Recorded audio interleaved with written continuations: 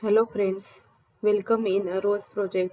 This Rose project is conducted by Rayat Shikshan Samstha's Sadguru Gadge Maharaj College Karad. Myself Radhika Pawar. My subject is physics. We have already started chapter Dual Nature of Radiation and Matter. In last lecture we have seen the photoelectric effect and the observation from the experiment of photoelectric effect. And in this lecture, the topics to be covered which are failures of wave theory to explain observations from experiments on photoelectric effect. Next is Einstein's postulate of quantization of energy and the photoelectric equation and wave particle duality of electromagnetic radiation. Let us start. The failure of wave theory. Most of these observations could not be explained by the wave theory of electromagnetic radiation. First and foremost was the instantaneous emission of electrons on incident of light. Wave picture would expect that the metal surface will absorb the incident energy continuously. All the electrons near the surface will absorb energy. The metal surface will require reasonable time to accumulate sufficient energy to knock off electrons. Greater the intensity of incident radiation, more will be the incident energy. Hence, expected time required to knock off the electrons will be less. For small incident intensity, the energy incident on unit area in unit time will be small and will take longer to knock off the electrons. These arguments were contradictory to observations. We know that the metal have free electrons. This fact makes metal good conductors of heat and electricity. As we know, the metals are good conductor of heat and electricity because the metals have free number of electrons. These electrons are free to move inside the metal but are otherwise confined inside the metal. They cannot escape from surface unless sufficient energy supplied to them. These free electrons are uh, cannot be emitted because there is a weak unless with sufficient energy supplied to them. The minimum amount of energy required to be provided an electron to pull it out of the metal from the surface is called work function of the metal. The energy is required to provide electron to pull from the metal surface, which is known as the work function of the metal surface, and it is denoted by phi 0. Work function depends on the properties of metal and the nature of its surface. And this work function is depends on the properties of metal, which metal we are used. This work function is depends on this metal. Value, values of work functions of metals are generally expressed in a unit of energy called electron volt. Secondly, larger the intensity implies larger energy. The electrons are expected to be emitted with larger kinetic energy. But it is observed that the kinetic energy did not depend on the intensity but depends on the frequency. According to wave theory, frequency has no role in determining the kinetic energy, but observations indicate that for a given metal, frequency of incident radiation was greater than threshold frequency, even if frequency was low. Here, the for larger kinetic energy, the intensity implies the larger energy, but the kinetic energy is not depends only on intensity, but it is depends on the frequency. The frequency has a role for determining the kinetic energy, but from observation, it indicates that the metal surface frequency of incident radiation was greater than the threshold frequency. Next one is the Einstein's postulate of quantization of energy and the photoelectric equation. Here the Einstein proposed that under certain conditions, light consists of a stream of discrete quanta or photons of energy of each photon is h mu, where mu is the frequency of light and h is the constant, which is Planck's constant. He Planck's in his model to explain black body radiation. Here h having the standard value, Planck constant h is equal to 6.626 into 10 raised to minus 34 joule second. E is equal to h mu. This equation is known as the Einstein equation. This equation holds good for the entire electromagnetic spectrum. It says that energy of radiation is directly proportional to the frequency. From this equation, it is clear that the energy of radiation is directly proportional to the frequency. Means here the frequency, larger the frequency we get, larger the energy of radiation. Here the energy is directly proportional to the frequency. Einstein argued that when a photon of UV radiation incident on the metal surface, it gives all of its energy to the electron. The energy is gained by the electron and the photon no longer exists. The electrons will emitted if and only if the energy gained by the electron is more than or equal to work function. This minimum of threshold frequency is required. If mu is less than mu0, no electrons will be ejected. However, if mu is greater than mu0, the electrons will be ejected. Here, Einstein argued that the photon of ultraviolet radiation incident on the metal surface, it gives all its energy to electron, and these electrons gain the energy and the photons no longer to exist. Here, these electrons are emitted only when the energy gained by the electrons is more or equal to the work function. And this minimum or threshold frequency is thus the threshold frequency is required. If mu is less than mu0, then the threshold frequency is less than mu0, then no electrons is emitted. But if mu is greater than mu0, then the electrons will be emitted.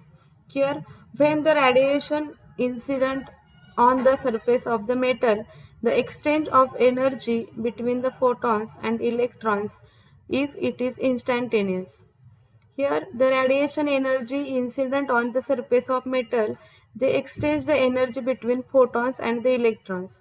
There is no time lag between the incident light and the emission of electron. If we stop incident radiation, then photo emission stop. Here there is a when incident radiation is incident on the surface, then emission of electron takes place, and if we stop the incident radiation, then the photo emission also stop. According to Einstein, if the intensity of incident radiation is increased, keeping frequency mu is greater than mu0, then more number of electrons emitted from the metal surface, hence current increases. When the electrons are more emitted from the surface, then the current is also increases.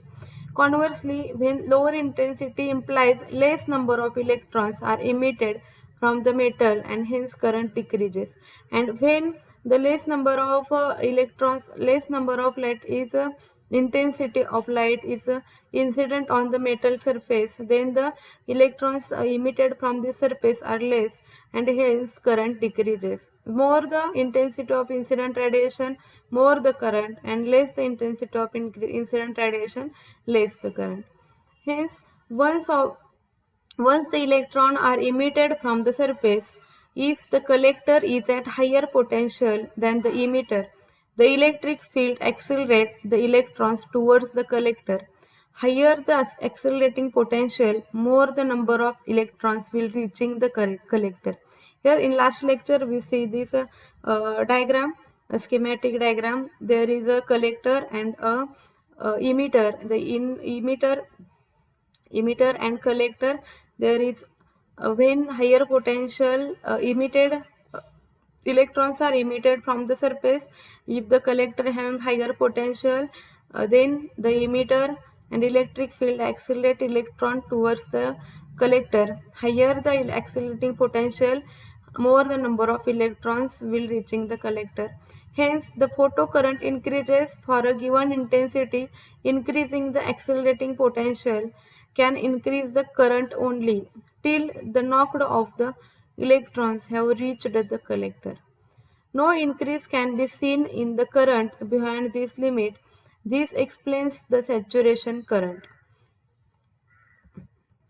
Increasing the incident intensity will increase the number of incident photons and eventually the saturation current. Hence, the increasing incident intensity, when we increase the intensity, then there is increase in number of incident photons and then eventually the saturation current. If the frequency of incident radiation is more than the threshold frequency, then the photoelectric work function used to electron from the metal surface and the remaining energy of photon becomes the kinetic energy of electron. The maximum kinetic energy is given by the maximum kinetic energy, which is equal to h mu minus phi 0. Here this equation is known as Einstein's photoelectric equation, and kinetic energy is depends on the material of emitter plate and incident frequency but is independent of the incident radiation. This equation is known as the Einstein's photoelectric equation for maximum kinetic energy. The electrons that are emitted from the metal surface have different kinetic energies because all the electrons in the solid do not possess the same energy. The electrons may be ejected from varying depth inside the metal surface. Electrons, the first collision before they comes out and they lose their energy. When the electrons are collide, then they lose their energy. If the collector is at lower potential and electron will lose its kinetic energy. If kinetic energy is not sufficient, the emitter electrons may not reach the collector and the current will be zero. Here when the kinetic energy is not sufficient, then the electrons may not reach the collector and then current is zero. The retarding value of potential at the current becomes zero is called stopping potential. Here the stopping potential is when the current becomes zero. When current becomes zero, when the incident electrons may not, when the kinetic energy is not sufficient, then the current will be zero and hence the stopping potential becomes zero. If kinetic energy is less than mu 0, then E mu 0 is the energy needed for electron to overcome the retarding potential. It has least all kinetic energy at the collector. When kinetic energy is sufficient, then the current is maximum, and when kinetic energy is not sufficient, then the current is zero. If kinetic energy is equal to E mu 0 and photoelectric current becomes zero, the above equation explains that mu 0 depends on the incident frequency of material and does not depend on incident intensity. Here from this equation the kinetic energy is depends on the incident frequency of material and does not depend on the incident intensity. If the kinetic energy of more than E mu 0, electrons can reach the collector, current flows. If kinetic energy of electron is less than E mu 0, then the current will flow. Hence, here when the kinetic energy is more than E mu 0, then collector current is flows. Then kinetic energy is equal to E mu 0. Then E mu 0 is equal to H mu minus phi 0. This Einstein equation, photoelectric equation, we can write the E mu 0 is equal to H mu minus phi 0. Depends on the constant H. E will intercept of the line depends on the material, but intercepts different for the different material.